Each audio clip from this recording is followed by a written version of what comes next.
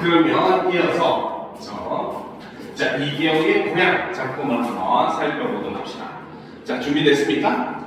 자, 이런 우리가 소설류의 작품들 같은 경우에는 가장 중요한 게 바로 갈등 관계입니다. 누가 누구와 갈등을 하고 있고, 그리고 어떤 상황에서 갈등을 하고 있고, 이런 것들을 중심으로 파악을 해야지 작품의 주제나 이런 것들을 파악을 할 수가 있어요. 알겠죠? 자, 그러면 처음부터 한번 보도록 합시다.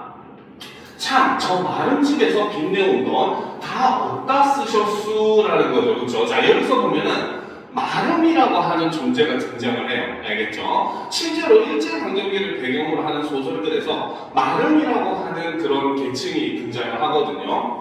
근데 실제로 이때 당시에 역사적으로 봤을 때도 그때 당시 마름들의 횡포가 굉장히 어마어마했습니다. 알겠죠? 마름이 뭐냐면 원래 땅 주인은 있어요. 알겠죠? 근데 그 사람들은 대부분 이제 도시라든지 혹은 도회지에서 이런 데서 살다 보니까 땅을 관리하지 못하거든요. 멀리 떨어져 살다 보니까. 알겠죠? 그래서 실제로 이제 그 지역에서 살면서 자신의 땅을 관리해줄 사람이 필요했고, 그래서 이제 선정을 한 것이 마름입니다. 일종의 그 지주, 정확하게 땅 주인은 지주라고 하죠. 그래서 그 지주와 농민의 중간자 역할이라고 보시면 됩니다. 그래서 마름은 지주한테서 땅을 받은 다음에 그 땅을 다시 소작농들에게 나눠주고, 알겠죠? 그래서 소작을 농사를 짓게 한 다음에 거기서 소작료를 받고 거기서 자신의 몫을 떼고 지주에게 땅값을, 땅 빌린 가격을 치르는 그 중간자적인 존재가 마름이에요. 알겠죠? 그러다 보니까 실제로 이 마름은 어떻게 보면 자기도 땅을 빌려 쓰는 입장이지만 농촌 사회 내에서는 바로 뭡니까? 오히려 땅 주인과 같은 그런 행세를 하는 사람이었어요. 그러다 보니까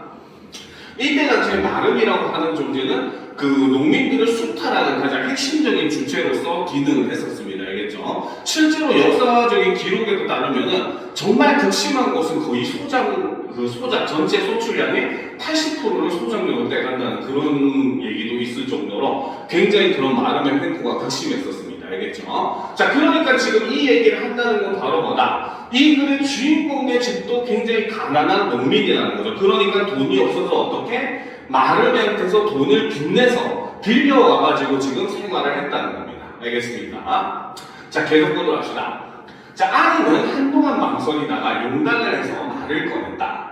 그는 또 남편에게 투명이나 받지 않을까 해서 가슴이 후닥닥거렸다. 왜 그래? 희주는 아내에게 곱지 않은 눈을 떴다. 글쎄, 이상한 말이 들리기에. 무슨 말? 아내는 한참 만에 아까 옥동이네가 그러는데 학삼 어머니가 그러더라고. 정식이네는 다른 집에서 장변 200냥을 얻어다가 청년회라나 야학하는 데라나 디미었다고 그래유라는 거예요. 지금 사람들이 바로 뭐다? 청년회 그리고 야학 이런 곳에다가 사람들이 빚을 내가지고 돈을 그 지원을 했다라고 볼 수 있다는 거죠. 알겠습니까? 그죠? 자, 그러니까 지금 바로 뭐다? 이런 모습들은 바로 무엇이다? 당시 농촌 발전을 위한 일종의 농민들의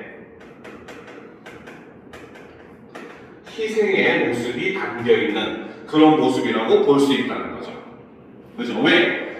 우리가 이 가난한 삶에서 벗어나려면 결국은 뭐가 필요한다? 주체적으로 우리가 모일 수 있는 그런 집단이 필요하고, 그리고 또 그런 집단들, 사람들을 더욱더 신분을 상승시키려면은 교육이라고 하는 것이 반드시 필요하다라고 하는 인식이 이 밑바탕에 깔려있다고 볼 수 있다는 거죠. 알겠습니까? 자, 그랬더니 이제 남편이 얘기합니다. 그놈의 이 늙은이 어디서 용하게 들었다라는 거죠. 그 말은 바로 뭐다? 그 소문이 사실이다라는 거죠. 그렇죠? 그래서 용하게 들었다라고 하는 것은 바로 소문이 사실이라고 하는 것을 간접적으로 제시를 해주고 있다는 거죠. 자, 그런데 왜 묻는 게요? 그런 소문이 들리기에 참말인가 해서, 참말이면 어쩔 테야? 어차피 누가 어쨌대시오? 그런 말이 들리기에 물어보는 말이지. 식구들은 벌건척신인데 여름살이 한 자를 끊었나? 장마철은 닥쳐오는데 뗄나무를 샀는가? 곡식말과 품값 같은 것밖에 없는데 그런 소문이 들리니까 어머님이 또 여간 화를 내셔야지라는 거지, 그렇지? 즉 바로 뭐다? 여기서 지금 아내라고 하는 인물 그리고 어머니라고 하는 여성의 인물들은 다 바로 뭐다? 그 사회의 발전보다는 개인들의 생활에 대해서 걱정을 하는 그런 인물들이라는 거죠, 그렇죠? 그런데 반면에 남자들은 어떤 인물이다? 바로 자기네들은 지금 비록 당장 힘들지만 어떻습니까? 당시 자신들의 공동체 사회가 어떻게 발전하는데 더욱더 이제 신경을 쓰는 그런 모습을 볼 수 있다는 거죠, 그렇죠? 그래서 여기서는 바로 뭐다? 이 말에서는 바로 남성과 여성의 대비적인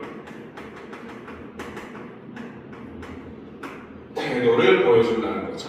알겠습니까? 그래서 특히 그 중에서 여성은 바로 뭐다?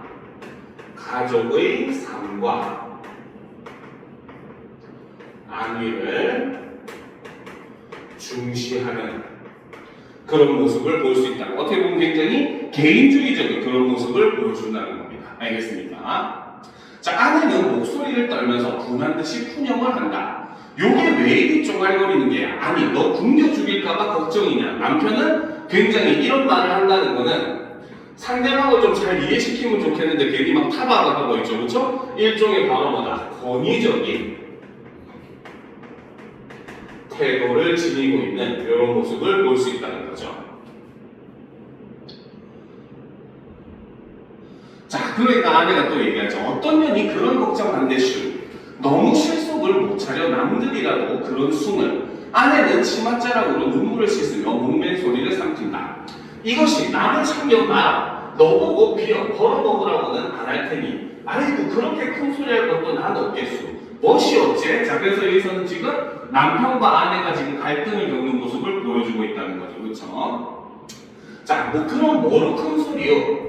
남과 같이 잘 먹이고 잘 입혔수. 계집 자식을 호강시켰수. 그죠? 이 말은 바로 뭐다? 자기 가족들조차도 건사하지 못하는 남편의 일정의 뭐다? 경제적인 무능을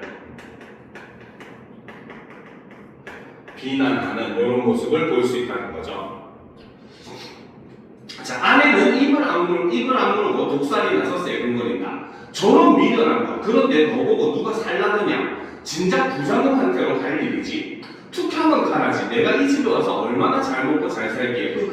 나도 공밥 안 먹었어. 공짜로 밥 안 먹었다는 거죠. 일을 많이 했다는 거죠. 희준이는 군한대로 하면 아내를 당장에 박살을 내고 싶었다. 들어온다 나가나 그에게는 하나도 유쾌한 꼴을 볼 수 없다. 도처의 무지와 반동이 날뛰고 있다.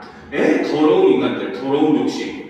야학용품의 외상값을 7, 8원 구워준 것뿐인데 자기를 무슨 부처님같이 아는 것이 우습지 않은가라는 거죠. 그렇죠? 자, 그래서 여기서는 바로 남편과 아내의 갈등이 핵심적으로 드러나고 그게 핵심적인 원인은 바로 뭐다? 가난한 삶이었다는 거죠. 그렇죠? 그런데 그 와중에서도 남편은 바로 뭐다? 야합이라는 공동체 공동체의 발전을 위해서 희생을 하는 모습을 보여주고 아내는 가족의 안위를 걱정하는 그런 모습을 보여준다는 겁니다. 실제로 우리 속담에 그런 말 있잖아요. 내 코가 석자다. 당장 내가 굶어 죽게 생겼는데 남의 집 뭡니까? 남의 그런 것들 생각을 할 여유가 없다는 거죠. 그렇죠? 아내 입장도 어느 정도 충분히 이해가 되는 부분입니다.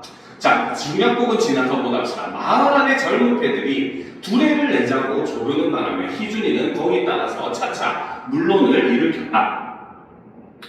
자, 옆에. 자, 상리에도 두레를 내고 타동리도 모두 두레를 내는데 우리 동네에서도 한번 해봅시다 그래요. 하고 그는 정자나무 밑에 모여앉은 노축들에게 말을 꺼내니 그들은 서로 얼굴을 쳐다보며 글쎄 두레를 내는 것도 좋겠지만 원 빈동이라서 어쩔는지 하여간 설도를 해보게 그려. 시작이 반이라고 안 되는 일이 어디 있단 말이오. 언제나 활발한 금선단은 벌써부터 신이 나서 출반주한다. 그러나 마름댁에서 어떻게 앓는지 첫째 그들의 의향을 들어야 하지 않겠나. 자, 여기서는 지금 바로 뭐다? 마름의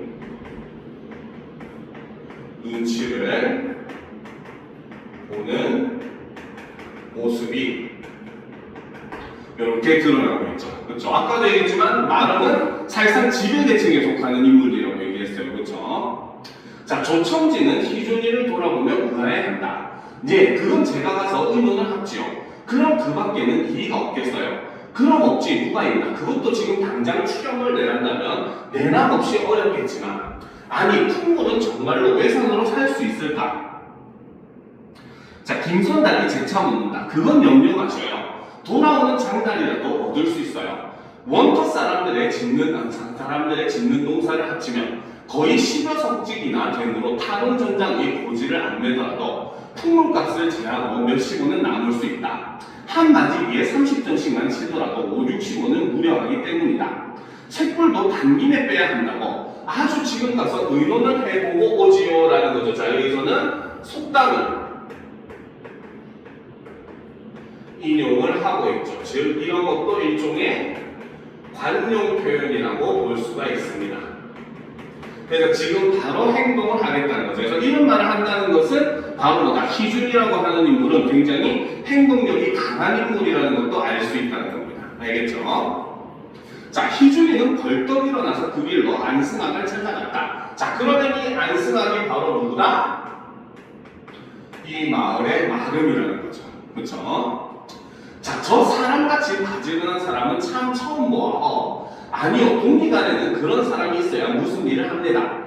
마을 사람들은 희준이가 휘적휘적하는 뒷모양을 바라보며 한마디씩 짓거린다. 그래서 마을 사람들은 희준이에 대해서는 굉장히 부지런한 그런 인물로 긍정적으로 지금 평가를 하더라는 거죠. 그래서 이것은 바로 희준에 대한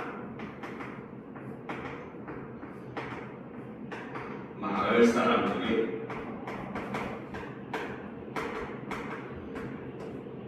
긍정적인 평가가 이렇게 제시가 되고 있죠. 자, 좀 올려놓고 보답시다. 자, 안승학의 사랑에는 갑송이 형제가 무엇을 떠들썩하고 있었다. 아침 해가 감나무 그늘에 가리고 이슬을 먹으면 서늘한 바람이 사랑마루로 기어든다. 즉, 시간적 배경이 바로 언제다? 아침이라는 거죠. 그렇죠? 자, 아버지 계시냐? 예, 진지 잡수었어요. 갑송이는 안으로 들어가자 뒤미쳐 안승학이가 큰 기침을 하고 나왔다. 일간 안녕하셔요. 아, 희준인가? 어서 함께. 주인은 희준이가 찾아온 가닥을 눈으로 캐내려는 것처럼 말끄러미 쳐다봤다. 저 잠깐 의논드릴 말씀이 있어서 왔는데요. 하고 희준이는 우선 둘에 대한 의견을 거해보았다. 잠자코 듣던 승학이는 우선 수판을 들고 나왔으며 두레를 내서 믿지든 않을까? 어디 좀 따져보세요. 즉 바로 뭐다? 두레를 내서 믿지든 않을까? 이런 말을 한다는 것은 안승학이라고 하는 말은 무엇을 중시한다? 바로 이익을 중시하는 그러한 인물이다 라고 볼 수 있다는 거죠. 알겠죠? 자, 이제 따져보셔요. 그래, 먼저 여쭤보려고. 안승학은 희준이가 축혀 올리는 바람에 유쾌한 듯이, 그런데 또 나름 칭찬을 하니까 굉장히 기분이 좋아진 거죠. 그렇죠? 자, 잘하면 한 4, 50원은 되겠네. 하여간 손해만 없겠거든 좋도록 해보게나 그여. 그래서 이익만 자기에게 손해만 안 생긴다면 어떻게 해도 신경 쓰지 않는 그런 인물이라고 볼 수 있다는 거죠. 그래서 하고 반승락을 하였다라는 겁니다. 알겠습니까? 자, 그래서 여기서 이제 이 작품은 바로 뭐냐? 지금 마을 사람의 농촌 공동체를 통해 가지고 마을을 그 위기에서 극복해 보자고 하려는 그런 움직임을 보이고 있는 모습을 담고 있다는 거죠. 그래서 앞부분에서 표면적으로 드러나는 갈등은 바로 남편과 아내 간의 갈등, 그렇죠? 이렇게 볼 수 있지만, 하지만 그 이면에는 바로 뭐다? 지배계층과 피지배계층 간의 갈등을 담고 있는 소설이 바로 이 이기영의 고향이라고 하는 작품입니다. 알겠습니까? 자, 그래서 마름이라고 하는 지배계층, 그리고 농민들이라고 하는 피지배계층들의 그런 갈등을 다루고 있다라고 보시면 됩니다. 자, 그럼 이제 다음 그 질문으로 넘어가 보도록 합시다. 자, 오늘은 첫날이라서 원래는 이게 숙제로 다 해왔어야 되는 거거든요. 알겠죠? 그래서 다음 주는 2주차 거를 미리 풀어보셔야 됩니다. 알겠습니까? 과제로. 그래서 이제 쌤이 핵심적인 내용만, 다음 주는 수업하는 방식이 좀 많이 다를 거예요. 알겠죠? 그래서 핵심적인 내용을 중심으로만 수업을 쭉쭉쭉쭉 진도를 나갈 거예요. 왜? 여러분들에게 하나라도 더 알려줘야지 쌤님도 마음이 편하고 여러분들도 이 수업을 듣는 보람이 있을 테니까. 알겠습니까? 자, 그러면 이제 과학 지문을 한번 살펴보도록 합시다. 자, 엽산은 비타민 B군에 속하는 영양소로 생명체의 구성물질을 합성하는 데 쓰입니다. 자, 핵심적인 개념은 바로 엽산이고, 자, 이 엽산은 비타민 B군에 속하는 영양소고, 얘가 하는 역할은 바로 뭐다? 생명체의 구성물질을 합성하는 데 쓰이는 역할을 한다는 거죠. 그죠? 자, 계속 봅시다. 이 물질은 프레리딘 고리, 파라아미노벤조산, 글루탐산이라는 세 가지 구성 요소가 연결된 구조를 띈다. 자, 그래서 엽산은 어떻게? 프레리딘 고리, 그 다음에 파라아미노벤조산, 글루탐산이라는 세 가지 구성 요소가 연결되어 있는 구조를 가지고 있다는 거죠. 자, 인간은 스스로 엽산을 합성할 수 없어 음식을 통해 섭취해야 하지만 세균은 엽산을 지속적으로 합성한다. 자, 그래서 여기서는 지금 인간과 세균을 지금 어떻게 대비를 해서 지금 보여준다는 거죠. 근데 이 세균의 특징은 바로 뭐다? 세균은 자기 스스로 엽산을 지속적으로 합성할 수 있다. 인간은 인체 내에서 엽산을 생성할 수가 없다. 이렇게 볼 수 있다는 겁니다. 알겠습니까? 됐죠? 자, 그러면 이제 봅시다. 세균의 엽산 합성 과정은 프레리딘 고리의 형성에서부터 시작이 되는데, 이를 위해서는 GTA가 필요하다라는 거죠. 자, 첫 번째 과정은, 자, 세균의 엽산 합성 과정은 지금부터 살펴보는데, 첫 번째 과정은 바로 뭐다? 프레리딘의 고리의 형성에서부터 시작을 한다는 거죠. 자, 근데 이걸 형성하기 위해서는 뭐가 필요하다? 바로 GTA라고 하는 것이 필요하다는 거죠. GTP. 자, 이 GTP라고 하는 것은 바로 뭐다? DNA 합성에 쓰이는 물질인 퓨린계 뉴클레오타이드의 일종이 바로 GTP라고 볼 수 있다는 거죠. 자, 이것은 탄소 고리 구조로 되어 있어. 프레리딘 고리의 뼈대를 제공한다. 그래서 탄소 고리 구조를 가지고 있고, 이것이 프레리딘 고리의 뼈대를 제공하는 역할을 한다는 거죠. 알겠습니까?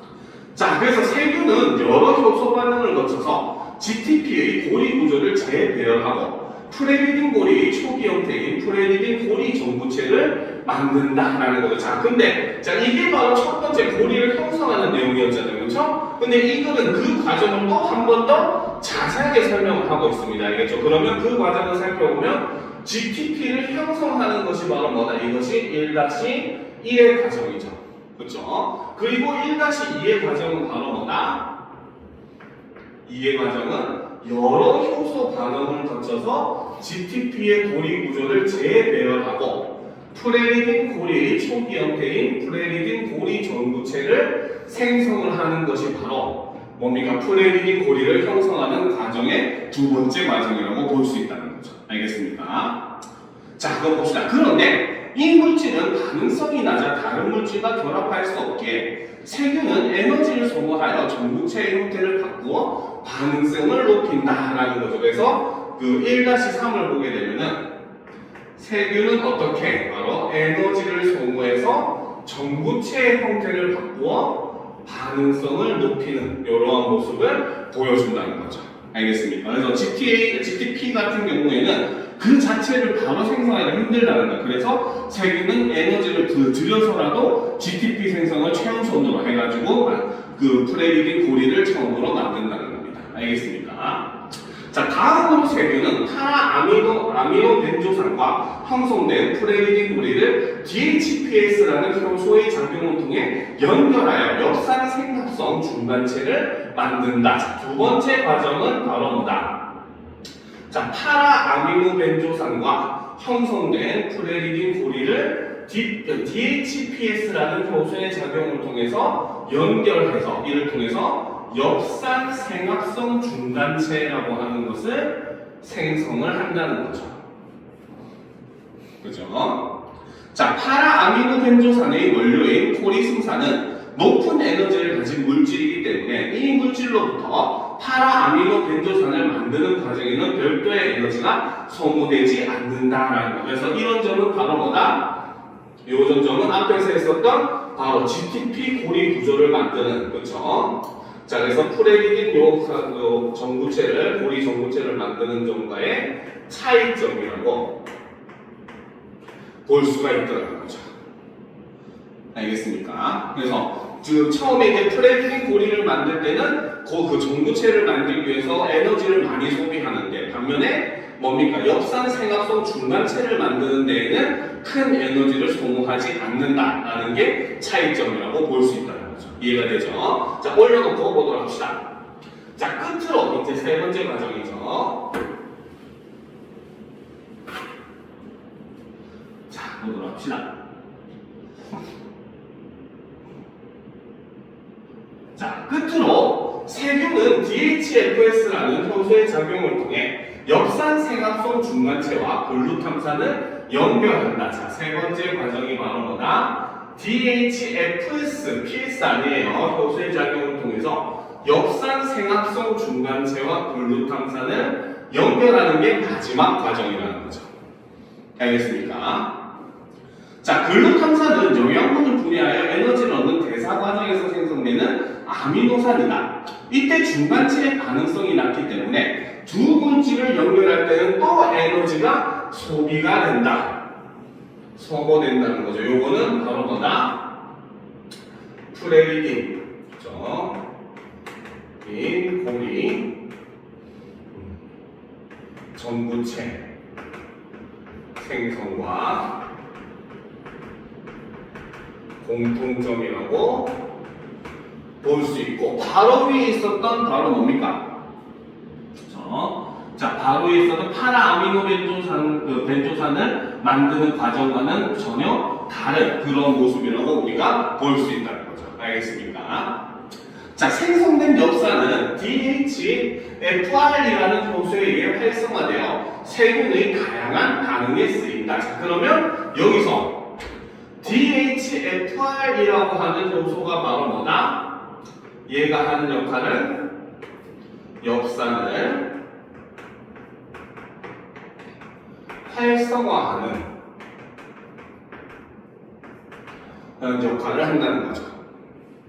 알겠습니까?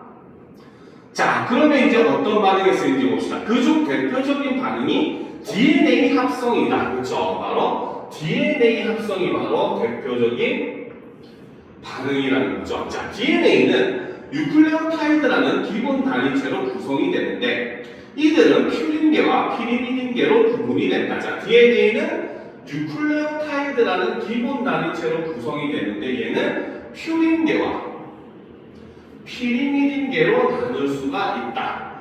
구분이 된다. 이렇게 본다는 거죠. 자, 엽산은 그중 퓨린계 뉴클레오타이드의 탄소고리 형성에 필요한 탄소를 공급한다. 자, 그러면 엽산이 하는 핵심 역할은 바로 뭐다?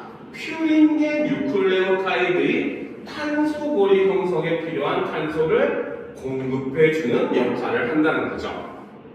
그렇죠?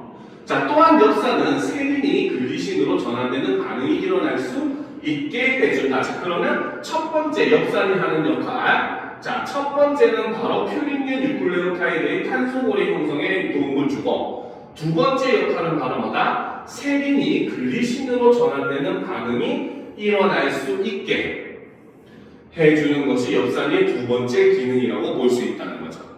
알겠습니까?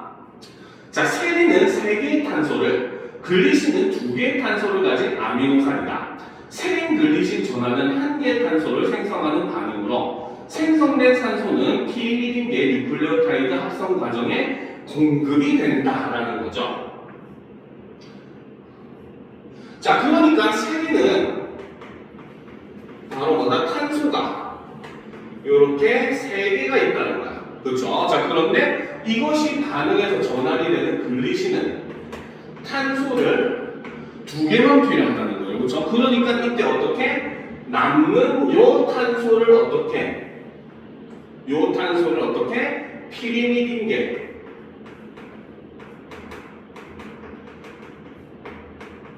뉴클레오 타이드 합성에 공급을 하는 이런 모습을 보인다는 거죠. 알겠습니까? 그러니까 엽산은 사실 어떻게 보면 바로 뭐다? DNA 합성에 다 연관을 하는 거야. 물론 앞에서 얘기했던 퓨린계 퓨린계 뉴클레오타이드 같은 경우는 직접적으로 관여를 한다는 거죠. 그렇죠? 그런데 반면에 피리미딘계 뉴클레오타이드 같은 경우는 간접적으로 이렇게 관여를 하는 모습을 보여줍니다. 알겠습니까? 알겠죠? 자, 그러니까 엽산이 이 사이에서 바로 뭐다? 그렇죠? 요 사이에 엽산이 작용을 하게 되고, 자, 그러니까 이제 결과적으로 바로 뭐다? 엽산은 자, 피리미딘계 DNA 합성에도 엽산이 간접적으로 관여를 한다는 거죠. 엽산이 없으면은 세린이 글리신으로 전환을 할 수가 없게 되고, 세린이 글리신으로 전환을 하지 못하게 되면은 피리미딘계 뉴클레오타이드의 그 탄소가 부족하게 되겠죠. 그렇죠? 그러니까 합성이 일어날 수 없게 된다는 거죠. 그래서 이처럼 생체 반응에 쓰이고 난 엽산 중 일부는 다시 비활성화되어 세균 내에서 재사용이 된다라는 거죠. 자, 이러한 엽산의 기능에 착안하여 만들어진 것이 인류 최초의 항균제인 설파제이다라는 거죠.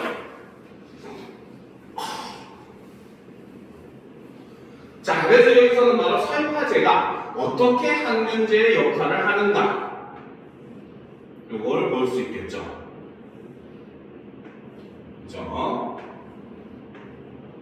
자, 설파제는 DHPS의 작용을 억제해 세균의 DNA 합성을 방해함으로써 세균의 DNA 복제 과정을 중단시킨다. 자, 이것이 바로 설파제가 작용하는 원리가 된다는 거죠.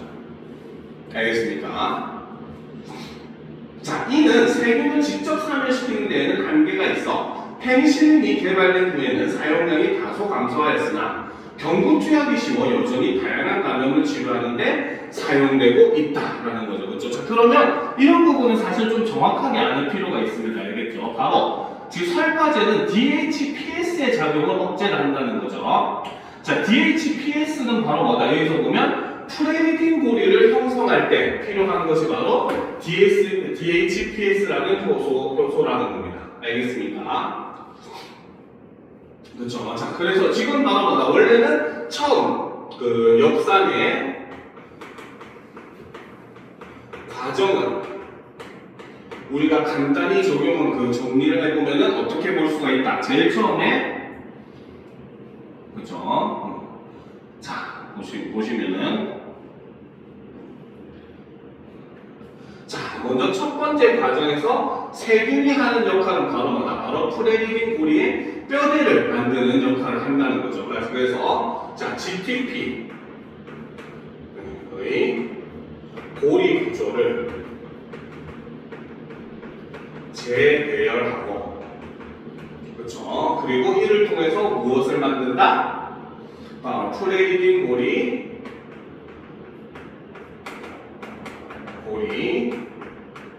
정구체를 형성을 한다는 거죠. 그렇죠? 자, 그래서 이 정구체를 형성을 하게 되면은 그 다음에 두 번째 역할이 바로 뭐다? 세균은 파라 아미노 벤조산과, 그렇죠? 그 다음에 프레리딘 고리를 연결을 한다는 거죠. 그렇죠? 자, 이때 작용하는 것이 바로 뭐다? DHPS라는 효소가 작용을 한다는 겁니다. 알겠습니까? 자, 그래서 이 연결을 하는 걸 통해서 만들어지는 게 바로 뭐다? 엽산, 생합성, 중간체가 이렇게 만들어진다는 거죠. 알겠습니까? 자, 그리고 이제 마지막에 세 번째 과정이 바로 뭐다? 바로 DHFS 효소를 통해서 바로 뭐다? 엽산 생합성 중간체와 글루탐산을 연결을 한다는 거죠. 그래서 엽산 생합성 중간체와 글루탐산을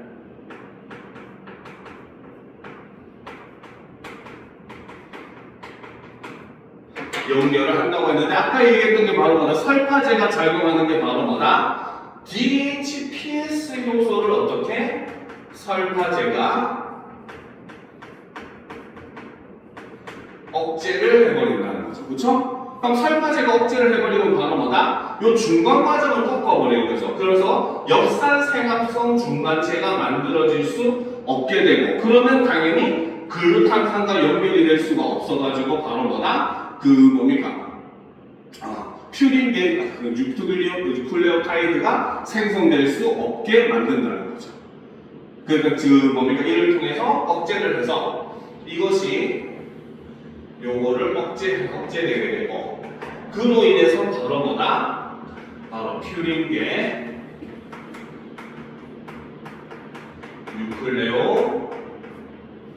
뉴클레오타이드 이것이 바로 결국은 DNA라고 했었죠. 그렇죠? 그렇지. 방탄소년단 아니에요. 그렇지? 그렇죠. 그래서 DNA 생성을 어떻게 억제하는 이러한 기능을 함으로써 세균이 어떻게 증식할 수 없도록 만든다라고 보시면 된다는 겁니다. 무슨 말인지 알겠습니까? 그래서 이런 류의 글들이 우리가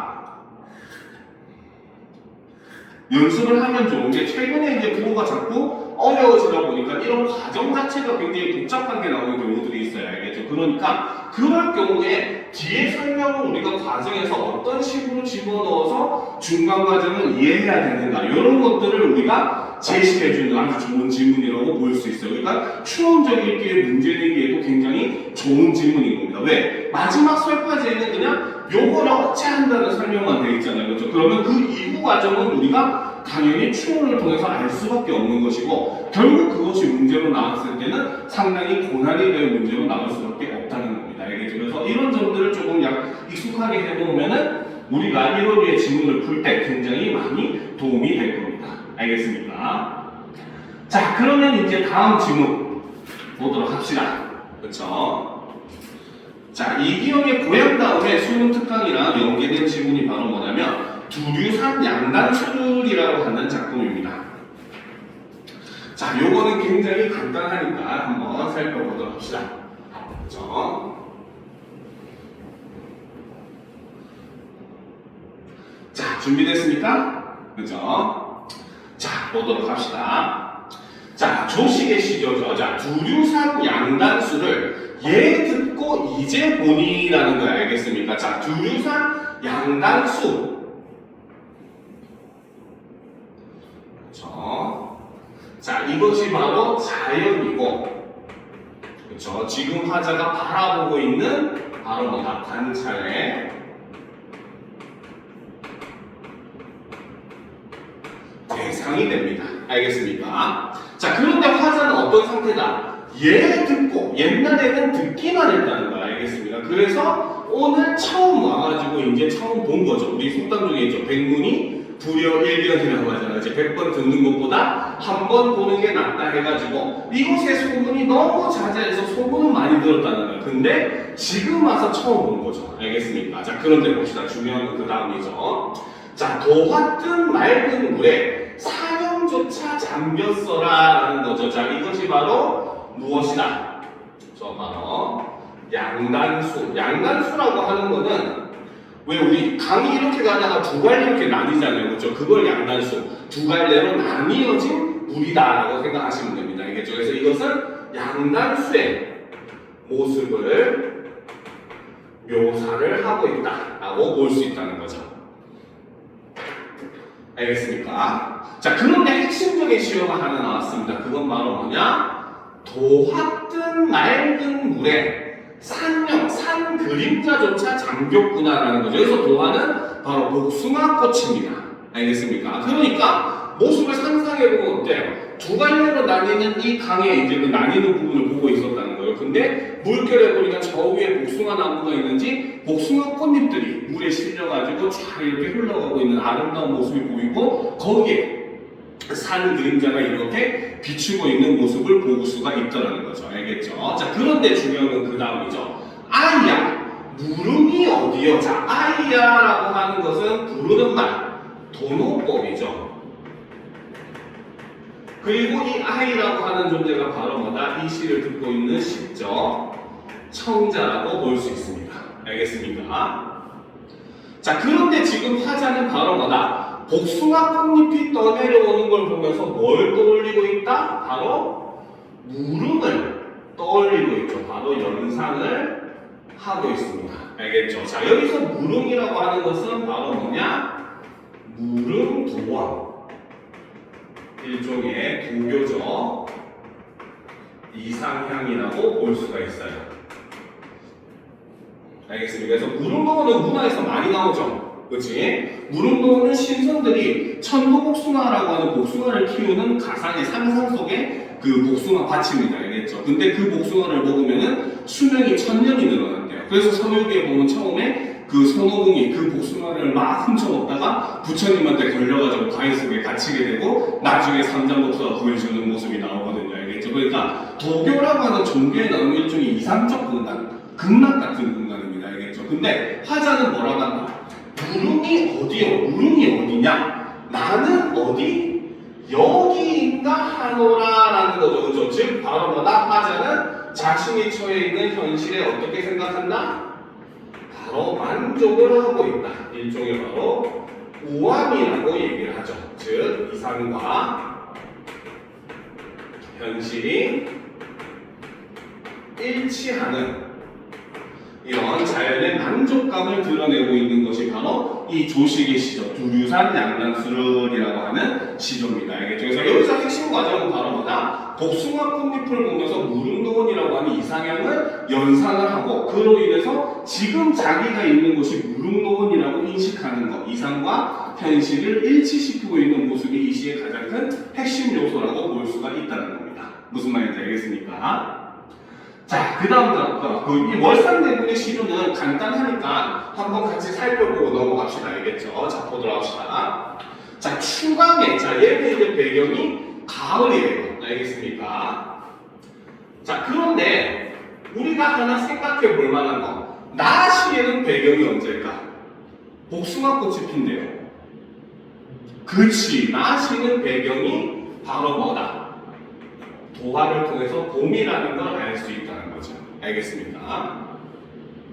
자, 그래서 추강에 밤이 드니, 가을강에 밤이 드니, 물결이 차노매라, 물결이 차갑구나. 낚시 들이치니 고기 아니 무노매라. 낚시를 들이오는데 고기가 물지 않는 거야. 알겠습니까? 자, 그런데 중요한 건 그 다음이죠. 무심한 달빛만 싣고, 무심이라고 하는 거는 그 뭡니까? 고전 작품에서 해석을 하면 욕심이 없는 이라는 의미로 해석을 할 수가 있어요. 알겠죠? 그러니까 화자는 물고기를 잡았다 못 잡았다? 못 잡았다는가. 그래서 욕심 없는 달빛만 싣고 빈배를 저오는구나 라는 거죠. 자, 그러면 여기서 우리가 한 가지 유추해 볼 게 있습니다. 바로 뭐냐? 이 화자는 지금 물고기를 못 잡아서 지금 실망을 했을까요? 아니라는 겁니다. 알겠죠? 즉 바로 뭐다? 이 작품은 전형적인 어부가입니다. 알겠습니까? 즉 바로 뭐다? 여기서 낚시라고 하는 것은 그저 바로 뭐다? 자연을 즐기는 방식일 뿐이라는 거죠. 알겠습니까? 그러니까 바로 뭐다? 물고기를 잡는 것은 중요하지 않다는 것이 이 작품의 가장 핵심입니다. 알겠습니까? 그러니까 이 화자는 사실 자기가 지금 물고기를 잡지 못해도 어때? 그냥 상관없이 그냥 자기가 살고 있는 그 현재 상황에 만족하면서 알겠죠? 유유자적하는 그런 모습으로 비춰지는 게 바로 이 월산대군의 시조라고 볼 수 있다는 겁니다. 무슨 말인지 알겠습니까? 그러니까 이렇게 우리가 핵심적인 것들, 과연 이 화자는 자기가 하는 행위에 대해서 어떤 감정을 가지고 있는가라고 보았을 때, 가 작품과 나 작품은 사실상 그저 자연을 즐기는 그 자체에 포커싱이 맞춰져 있지, 그저 물고기가 잡히고 말고 이런 거는 사실 신경 쓰지 않는다. 결국 두 화자는 자신이 처해 있는 현실에 대해서 만족하고 있다라고 볼 수 있다는 거죠. 다만 만족의 정도는 나가 좀 더 크다고 볼 수 있다는 겁니다. 알겠습니까? 이해가 되죠? 그렇죠? 자, 그러면 이제 데이 4로, 데이 3로 넘어가도록 합시다. 그렇죠? 자, 다음 작품 넘어가 보도록 합시다. 자, 요일월 순건곤이라고 하는 작품이 이제 그 수능 특강에 나와 있는 작품이고, 그 다음 작품 대장구 공 이루고 물러난 뒤에라고 하는 작품도 역시 마찬가지 수능 특강에 실려 있는 작품입니다. 알겠습니까? 자, 그러면 김천택의 시조부터 한번 살펴보도록 합시다. 자, 봅시다. 자, 요일월 순임금이라는 거죠. 그렇죠? 자, 이거는 뭐냐면 사실 요일월 순건곤이라고 되어 있는데, 요것은 사실은 바로 뭐냐? 바로 중국의 고사를 인용하는 표현이고, 이거는 중국의 요순시대를 나타냅니다. 알겠죠? 중국의 요순시대, 요순이라는 말이 나오잖아요. 그렇죠? 무조건 뭘 떠올리면 되느냐? 이거는 굉장한 태평성대를 떠올리면 됩니다. 알겠습니까? 그래서 이때 당시에 중국에서 요순시대에 세상이 얼마나 태평했는지, 사람들이 길가에 물건이 떨어져 있어도 주워가는 사람이 없더라라고 기록되어 있을 정도입니다. 알겠습니까? 자, 그래서 요일월 순건곤은 옛날대로 있건만은, 즉 옛날 그대로 있더라는 거죠. 즉 바로 뭐다? 요일월 순건곤, 1월은 해와 달이고 건곤은 하늘과 땅이죠. 알겠습니까? 즉 세상을 이루던 그 자연들은 요순시대와 달라졌다 안 달라졌다? 달라졌다 안 달라졌다는 거죠. 그죠? 즉 바로 뭐다? 여기서 자연은 바로 뭐다? 요순시대와 동일하게 변함이 없다는 거죠. 알겠습니까? 이해가 되죠? 그렇죠? 자, 그런데 있건만은이라고 하는 거는 그 다음에는 반대 내용이 나오겠지, 그렇지? 그렇죠? 자, 세상인사는 세상에 있는 사람의 일은 어찌저리 달란난고라는 거죠. 그러면 세상인사와 요일월 순건곤은 서로 어때? 대비되는 시효라고 볼 수가 있다는 겁니다.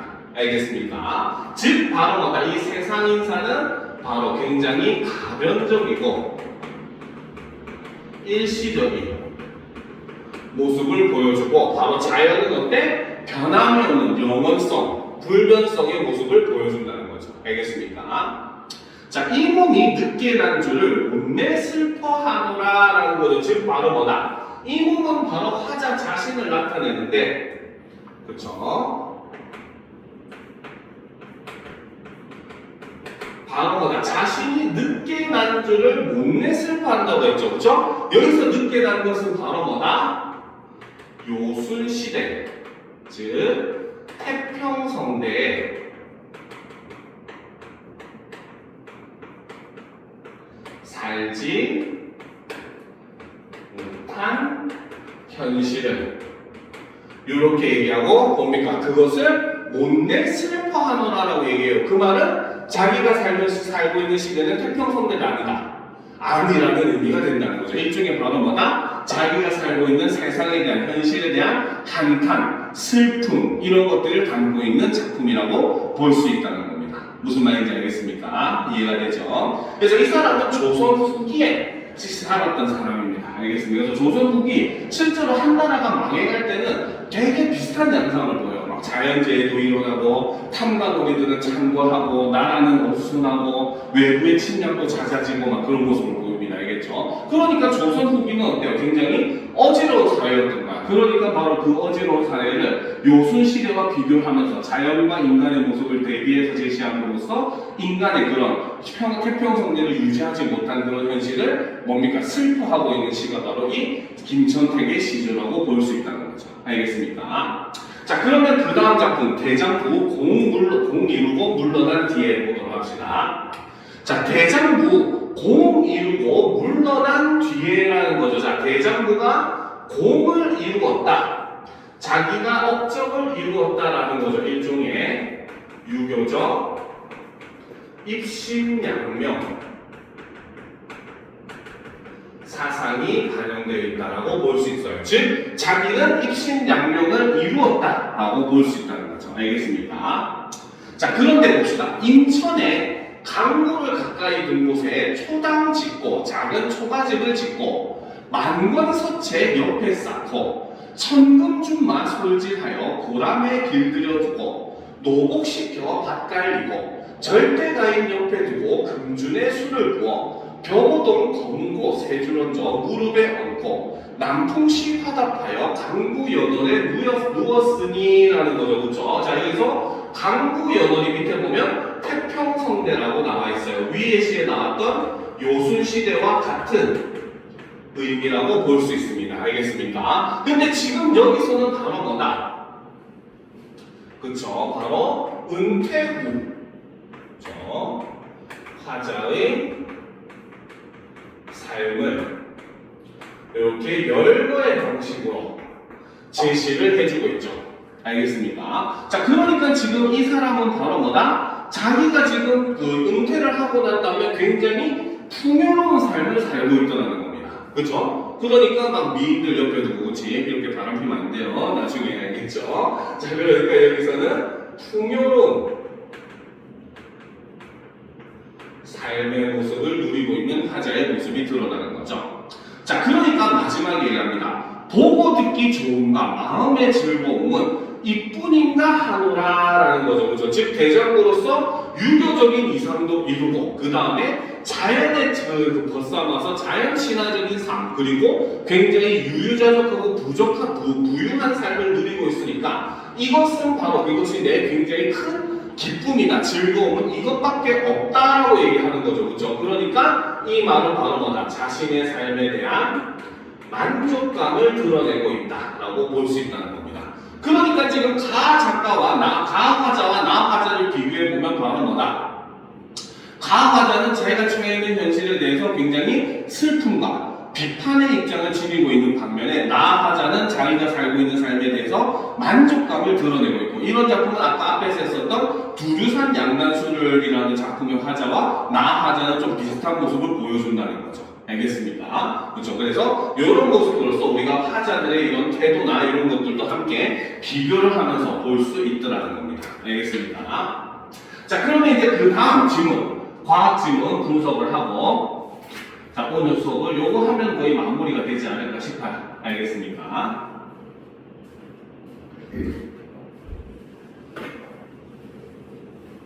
자, 보도록 합시다. 자, 타워 크레인 지문이죠. 그렇죠? 자, 실제로 요것과 굉장히 유사한 지문이 사실 몇 년 전에 그 모의고사에 나온 적이 있습니다. 알겠습니까? 그래서 나올 가능성은 조금 적긴 해요. 이 질문은. 알겠죠? 그래도 우리가 간단하게 내용을 분석을 해보도록 합시다. 알겠죠?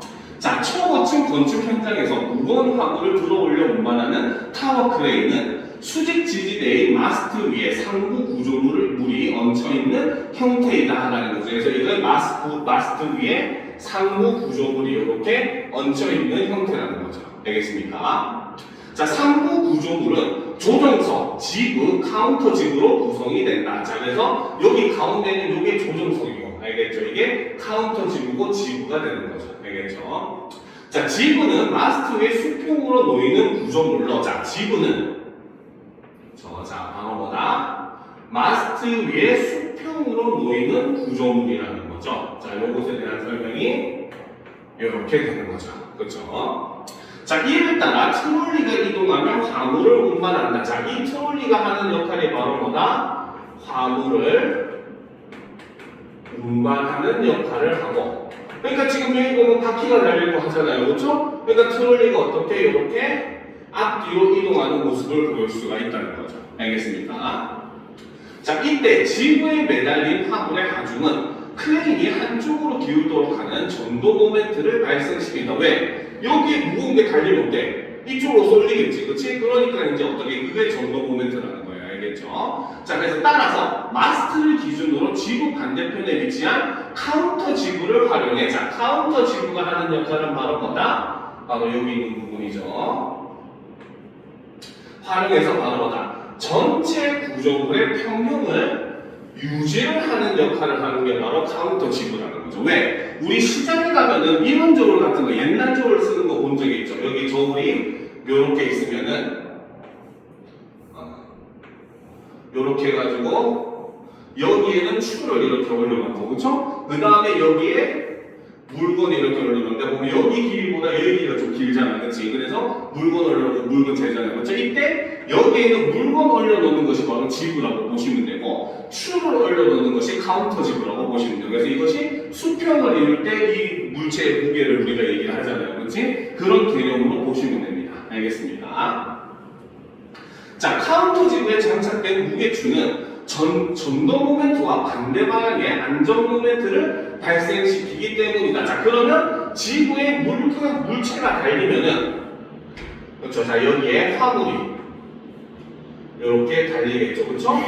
이때 화물이 달리면서 아래쪽으로 끌어당기는 힘이 발생을 하는 것이 바로 전도 모멘트라고 볼 수 있다는 거죠. 알겠습니까? 자, 그랬을 때 이제 바로 뭐다?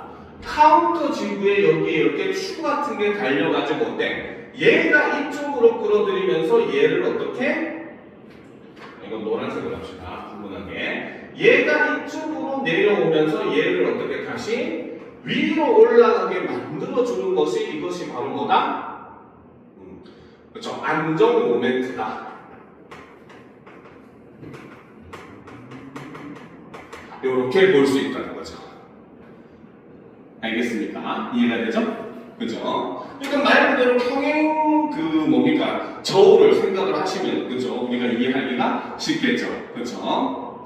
자, 계속 봅시다. 자, 그래서 카운터 지구의 타워 크레인의 높이를 올리기 위해 마스트를 구성하는 개별 섹션을 추가해 전체 마스트의 길이를 연장시키는 것을 클라이밍이라고 한다라는 거죠. 올려놓고 보다 합시다. 자, 그래서 위에서 평형을 유지해서 물건을 옮기는 게 원리는 설명을 했어요. 자, 그 다음 보고 합시다. 타워 크레인의 높이를 올리기 위해서 마스트를 구성하는 개별 섹션을 추가해 전체 마스트의 길이를 연장하는 게 바로 클라이밍이라고 한다는 거죠. 알겠습니까? 자, 그러니까 쉽게 생각하면 마스트는 일종의 블록 형태라고 보시는 게 편해요. 알겠습니까? 그래서 마스트가 1단, 2단, 3단, 4단 이렇게 해서 여기에 원래는 운전석이랑 지구, 그 다음에 트롤리, 그 다음에 여기에 카운터 지구 이렇게 구성이 되거든요. 알겠죠? 근데 요거를 칸을 뭡니까? 높이기도 하고 낮추기도 하고 해야 될 거 아니에요. 그렇죠? 그때 쓰는 방법이 바로 뭐냐면 요 있는 이 클라이밍이라고 하는 방법부터 이제 개별 섹션을 추가하는 겁니다. 알겠죠? 그래서 어떻게?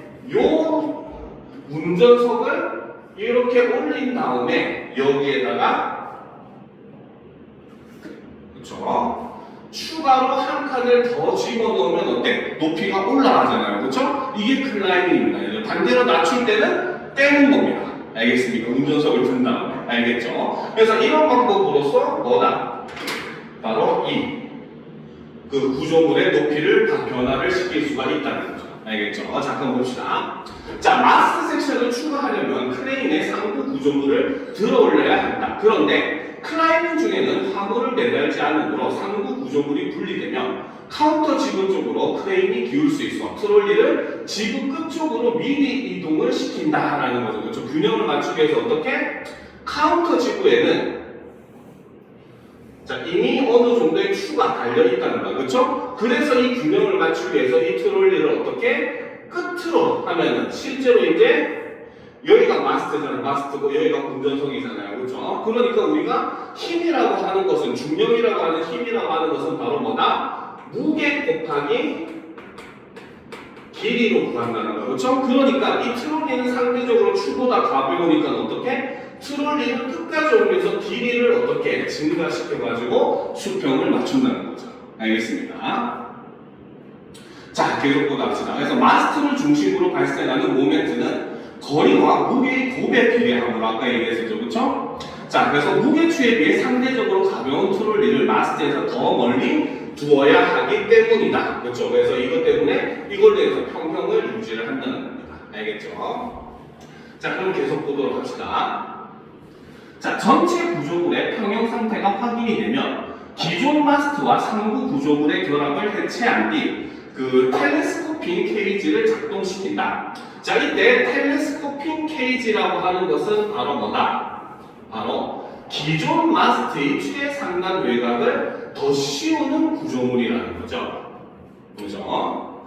그래서 내부에 유압 실린더가 장착이 되어 있다. 자, 밀폐된 유체에 가해진 압력은 유체 전체에 동일하게 전달되므로 실린더 내부의 단면적이 작은 피스톤에 가해진 압력은 큰 피스톤에 그대로 전달된다. 전달된 압력은 큰 피스톤을 움직여 상부 구조물을 밀어 올리는데 이 상승력은 전달된 압력의 큰 피스톤의 단면적을 곱한 값과 같다. 자, 상승력을 계산하는 방식은 바로 뭐다? 전달된 압력의 큰 피스톤의 단면적을 곱한 값이다. 그렇죠? 그래서 이거는 압력 곱하기 바로 피스톤 단면적이다. 이렇게 볼 수 있다는 거죠. 알겠습니까? 자, 그래서 유압 실린더가 기존 마스트를 지지점으로 삼아 상부 구조물을 밀어 올리면 마스 섹션 하나 높이 빈 공간이 생겨 섹션 하나를 추가할 수 있다. 즉, 다른 크레인이 들어올려 주는 게 아니라는 거 알겠죠? 즉, 바로 뭐다? 운전석 밑에 여기에 바로 뭐다? 텔레스코핑 케이지라는 게 있어가지고 여기에 유압 실린더가 이렇게 있다는 거죠. 그렇죠? 그래서 얘가 마스트가 이렇게 있으면은 그 케이지를 위치를 옮길 때 어떻게 얘가 이렇게 밀어 올려서 공간을 만든다는 겁니다. 그렇죠? 그러면 사람들이 그 사이에 어떻게 한 칸을 이렇게 끼워 넣으면 된다는 거죠. 알겠습니까? 자, 그래서 크레인을 더 높이려면 새로 조립된 마스트를 지지점으로 삼는 클라이밍 과정을 반복한다고 하면 두 칸 올릴 때는 어떻게 다시 또 이제 여기서 클라이밍 실린더가 밀어 올려가지고 또 한 칸 놓고 이런 방식을 사용을 한다는 겁니다. 알겠습니까? 자, 계속 보도록 합시다.